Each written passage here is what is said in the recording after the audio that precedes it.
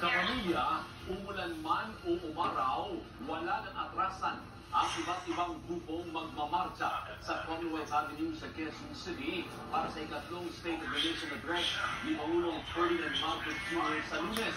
Bukas niya, nagtiwala si Speaker Martin Romualdez na magiging o sa magiging umunat ng Pangulo sa Bayan.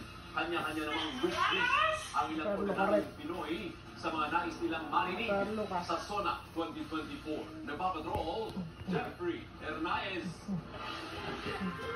Tandang-tanda nila ang pangako ni Pangulong Bongbong Marcos sa mga State of the Nation Address o SONA. Maasa pa rin kami dun sa pangako niya na ibababa niya ang presyo ng bigas.